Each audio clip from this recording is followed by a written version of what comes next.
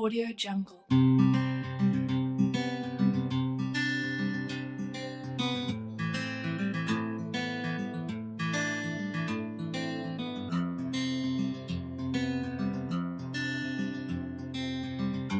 Audio Jungle.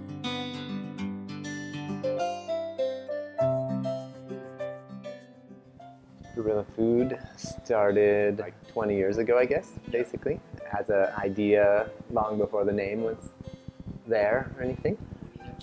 Originally, the idea spawned out of the idea of animal rights or violence against animals, and it started to make me ponder that. And I remember like even asking my mom, like, "Hey, do there's people that don't eat meat?" And like I just didn't actually know that, and so it was like over like a couple of years, I guess, in a way that information all was kind of solidifying in me, and coming out in a decision to become vegetarian. And then through that whole process, I realized there's not really many places to get vegetarian food, and had other experiences that probably led me to realize that, okay, maybe that's what I'm supposed to do. And so I set out on a mission to create a food and juice place that served organic vegetarian food. And, so in high school, I worked at this Italian restaurant, and that was where I first got, I guess, inspired by restaurant culture, or like food culture, and the idea of a community space and community kind of circulating around this kitchen. And it was a family restaurant that they had a sort of more fine dining on one side of the street, and then a pizza and pasta restaurant on the other side of the street.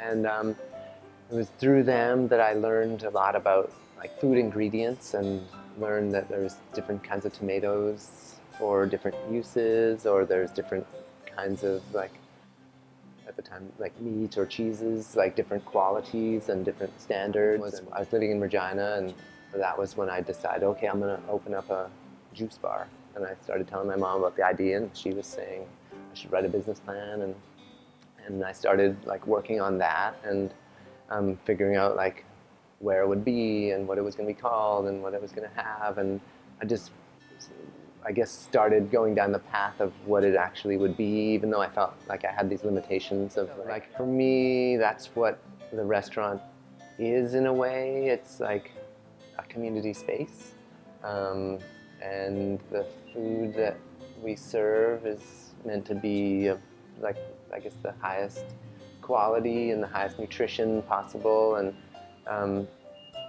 it's, I guess, meant to supercharge people and bring people together and hopefully make great things happen in the world.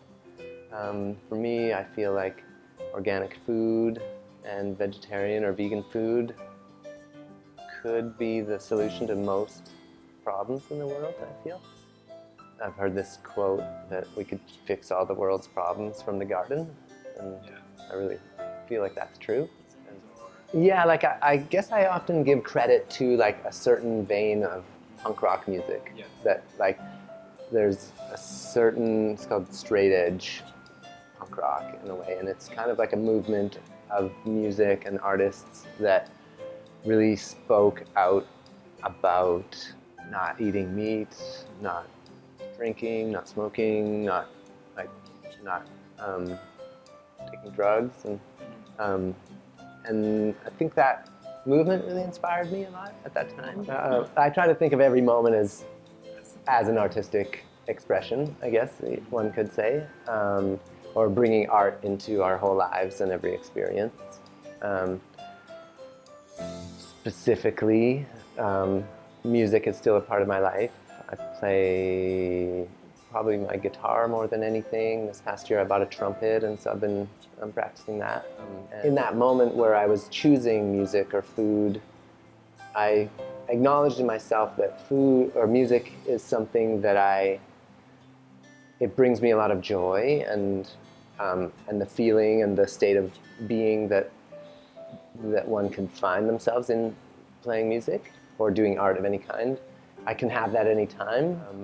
I just realized at that time that food was more important for the world than my music, I guess. And so that was kind of like how I decided to focus on food.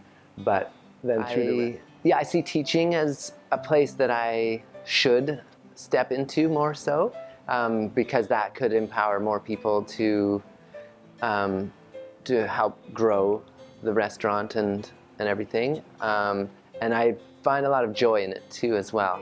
I like the idea of inspiring, I guess. I like the idea of like showing examples and sharing stories with people about like, look what this person's doing, look what this person's doing, look at this example of like sustainability, or look at this, how much food this person could grow in this small yard or in this greenhouse. I feel like funny that like this past couple of years, I'd say more so, I think I've relaxed more into realizing that maybe it's not for everyone. I'm not 100% sure. Like there's a part of me that's like, oh, wouldn't the world be a better place if everyone was vegan? And like there's a lot of questions to that too as well, like logistics of how would that happen? Or I've come to really recognize like climatic differences and seasonal differences and genetic differences. And so in a certain sense, I don't know if I'm on the mission to like make everybody vegan anymore, but like, but definitely organic food. I like should think that that's the conventional food, as opposed, like I think that there should be nothing else other than organic food.